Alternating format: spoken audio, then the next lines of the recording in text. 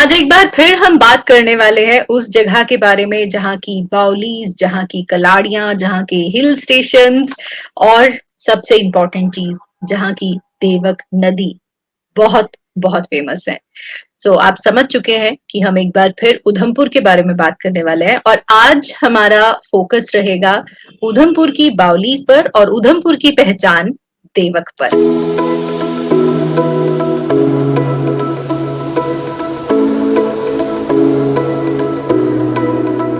Hello hi and welcome again. Juhi Mohan है मेरा नाम। हिस्टोरिक टेल्स आपको सुनाना है मेरा काम, तो चलिए शुरू करते हैं हिस्ट्री महकमा with Juhi. Know your roots and let's welcome our co host and historian doctor Mrinalini Atre ji. Hello hello hello hello hello, hello welcome welcome welcome. Thank you.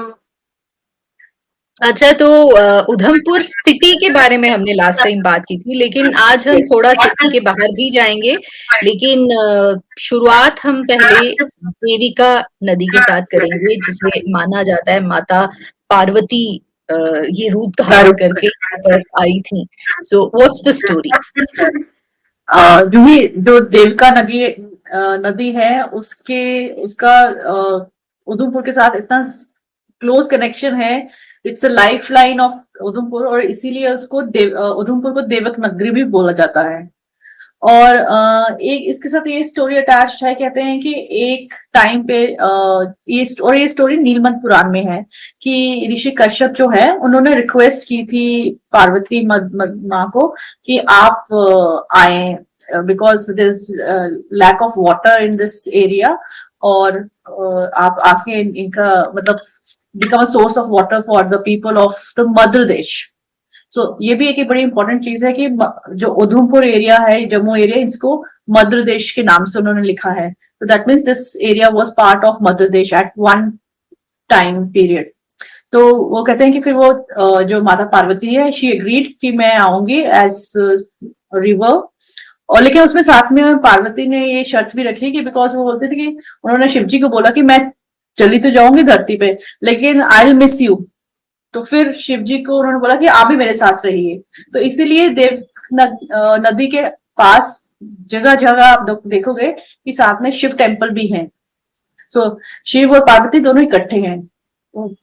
तो दिस इज अ स्टोरी। और ये स्टोरी जो देवक नदी है ये डिफाइन करती है। और मतलब this is an important source to tell us कि जम्मू और Udhampur, this whole region was part of Madhya Desh. मतलब फिर ये नीलमत पुराण में लिखा गया है कि ये मध्य देश के लोगों के लिए इसको ये धरती पे लाई थी। और उधमपुर का तो आपको पता है कि उसको देवक नगरी बोलते हैं। और ये इसका एक इम्पोर्टेंट है, आप मतलब लोगों को पता ही है कि जो देवक नदी है ये ऐसे फ्री फ्लोइंग रिवर की तरह नहीं है। ये बियॉन्ड अर्थ है। ये उसमें नीचे नीचे बहती है और इसमें आपको इसको पानी उसको निकाल के, सॉइल को निकाल के, तो फिर इसमें से पानी निकलता है। तो ये और इसका आइडेंटिटी जैसे जम्मू के साथ तवी रिवर का आइडेंटिटी है, उधमपुर के साथ नदी की आइडेंटिटी है। और अब तो यहाँ पर बहुत सारा मतलब over a period of time ये भी बेचारी इट्स सेड कि इट्स डाइंग लाइक तभी बिकॉज इतना पोल्यूशन है, इतना गार्बेज लोग इसमें फेंकते हैं। बट अभी एक वो देवक जो प्रोजेक्ट है उसके अंडर इसकी क्लीनिंग हो रही है। Hopefully this river will be revived.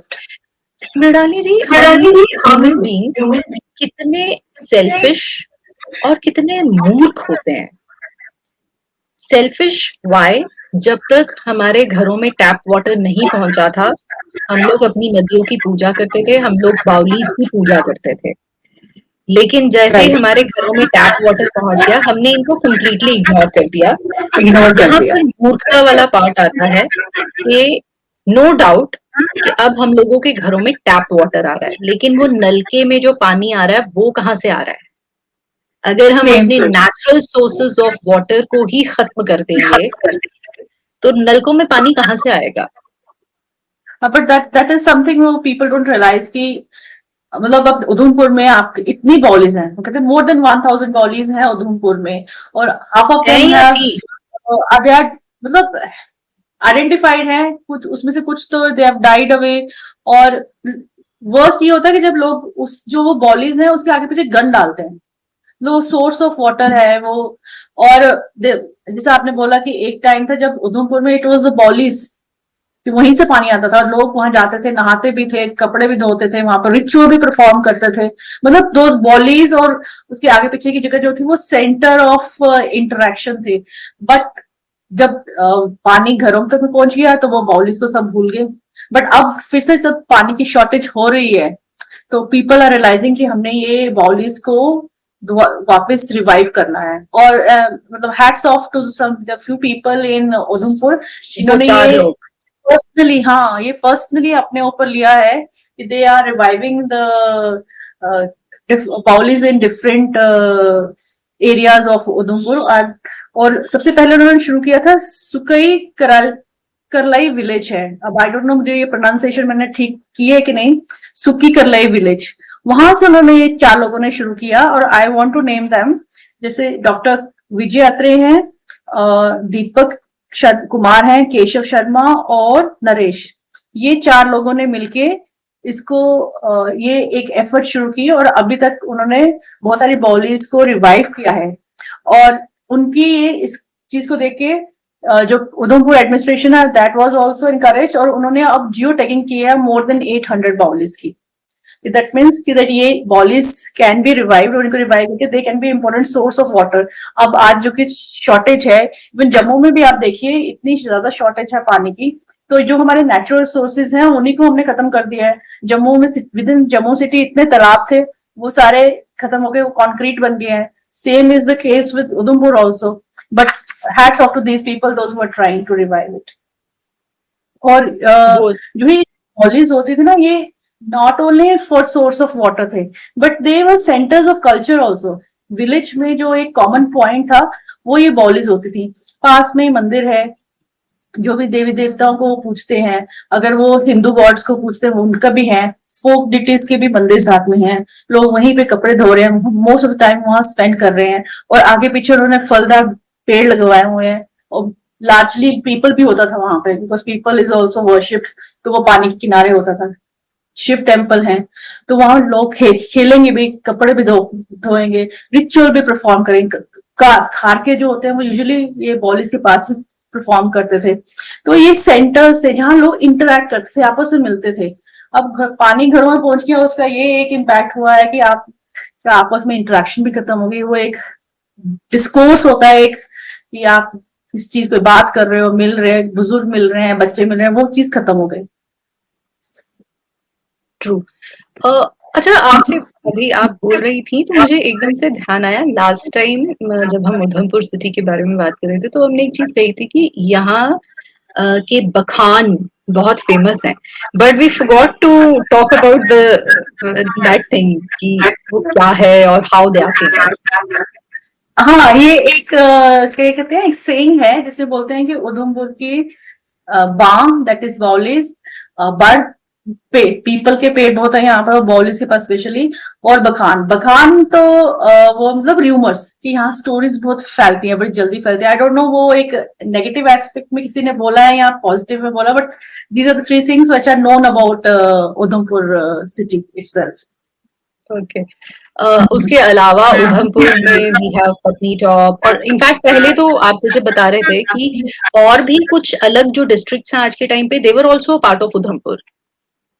Yes, जो ये Udhampur district it got the status of district only in 1931, और that means before independence। और ये जो डिस्ट्रिक्ट थी इसमें किश्तवाड़, रियासी, डोडा, ये भी उधमपुर का ही पार्ट थे, बट बाद में आहिस्ता आहिस्ता ये इनमें से दे वर कट ऑफ और वो independent districts created.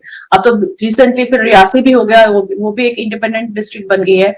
But still जो उधमपुर का अभी भी ट्रेन जो है ना, बड़ा वैरायटी है उसमें, डाइवर्सिटी है। एग्जैक्टली, यू इतना हैव फैला हुआ है ना, बहुत फैला मतलब हुआ है, इधर इसमें मानसर भी प्लेन्स भी है। उधमपुर का पार्ट है और पत्नी टॉप भी उधमपुर का पार्ट है। हाँ हाँ, मतलब ये ना डाइवर्सिटी है उसमें।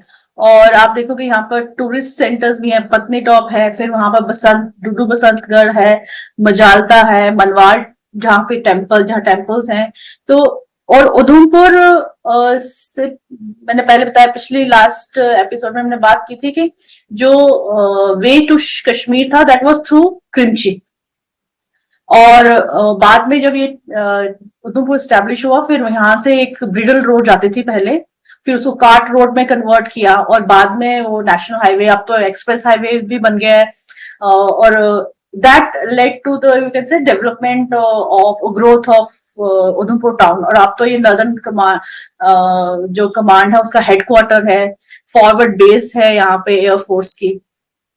तो that all those things contributed to its development, लेकिन जो डेवलपमेंट है टाउन की, that development has to be in a sustainable way।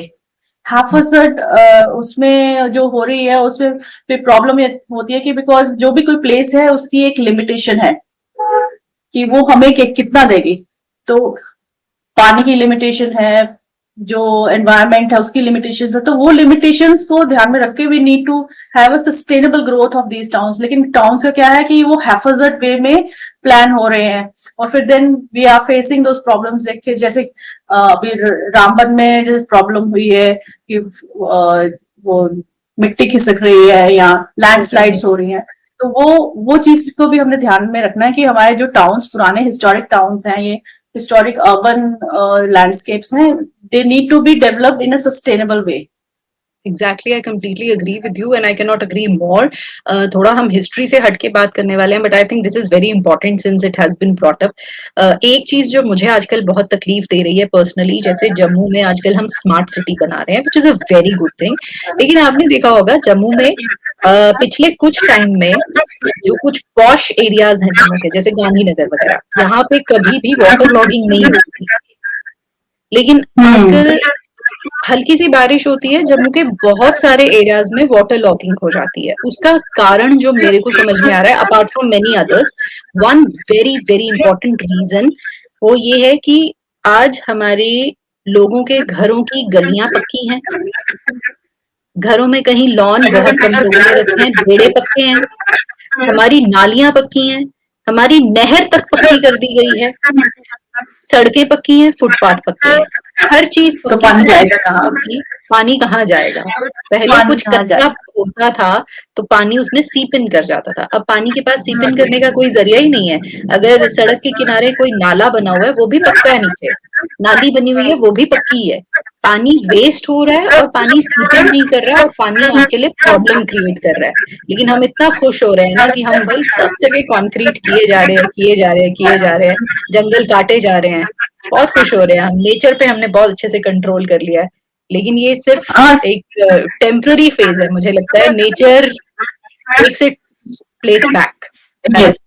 No, actually, we should be happy कि we live in a smart city जहाँ smart city develop हो रही है, but smart cities does not mean कि you kill the existing city। अब वो क्या रहा है कि existing cities जो है ना वो kill हो रही हैं। स्मार्ट सिटी है लेकिन स्मार्टली नहीं बनाई जा रही है ना, स्मार्ट सिटी को स्मार्टली डेवलप करना चाहिए। हमें फुटपाथ चाहिए, नो डाउट अबाउट इट, लेकिन हम पैचेस भी तो क्रिएट कर सकते हैं ना वहां पे, कि बीच बीच में पानी जाएगा, पेड़ ही नहीं बचे सड़कों के किनारे, है ना, हम बीच बीच में पैचेस रखें जहां हम पेड़ लगाएं, उसको कच्चा रखें, जहां पानी ग्राउंड वाटर का लेवल भी तो कम हो रहा है ना, वो कहाँ जाएगा पानी?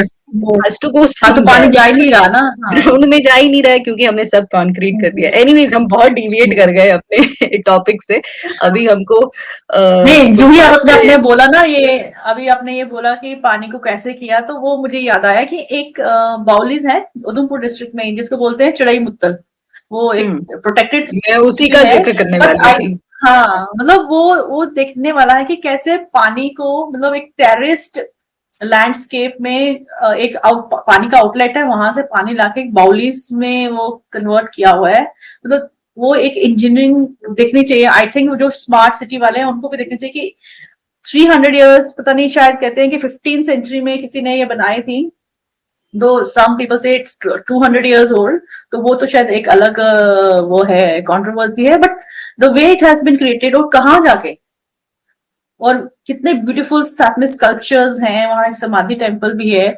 तो the way it has been developed, मुझे लगता है यहाँ रॉयल पैट्रोनेज बहुत ज्यादा थी, शायद ये यहाँ पर, और इस चिड़ई मुत्तल के साथ ये भी एसोसिएटेड है कि यहाँ पर वो तात्या टोपे और नाना फडणवीस उन्होंने विजिट किया है इसको, और महाराजा गुलाब सिंह भी इसे यहाँ आते थे, क्योंकि इतना अच्छा डेवलप हुआ है, हो सकता है कि रॉयल पेट्रोनेज इसको ज्यादा थी।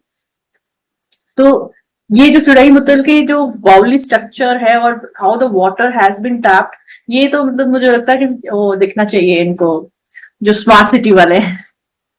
एग्जैक्टली। और इजंट इट, सॉरी हम फिर प्रेजेंट में आते जा रहे हैं, ये टॉपिक ही ऐसा है ना टच्ची सा। कितनी हैरानी की बात है ना कि आज हम कहते हैं भाई हमारे पास बड़ी एडवांस टेक्नोलॉजी है, लेकिन आज के टाइम पे हम जो चीज बनाते हैं वो हार्डली 20 साल नहीं चलती। और ये चीजें देखो आप, 200 क्या 2-2 हजार साल पुरानी चीजें भी आज तक इंटैक्ट हैं। और अगर वो डिस्ट्रॉय हुई हैं तो सिर्फ इस वजह से क्योंकि हमने उनको कंटिन्यू देखने को किया है। हाँ, या हमने उनको इंक्रोच किया है। हाँ तो मुझे लगता है कि आज हम कहने को एडवांस्ड हैं, लेकिन वो लोग देवर आर एक्चुअली बाप दादाज। हाँ, our ancestors were much more intelligent workers. At least they knew Yes. how to interact with the environment. जो मतलब वो कहते हैं ना, हमारे जो ही हमारे में वो मतलब बचपन से हम सुनते आए हैं कि हमारा जब ये जो ह्यूमन बीइंग का जो ये बर्थ है, इसमें हमें कुछ कर्ज हैं जो देने पड़ते हैं, वो कर्ज चुका के ही वी आर फ्री। तो उसमें एक कर्ज हमारा अपने जो पानी पिया है, जो नदियां हैं, जो पेड़ पौधे हैं, उनकी तरफ भी है, बट वो हम कर नहीं रहे हैं।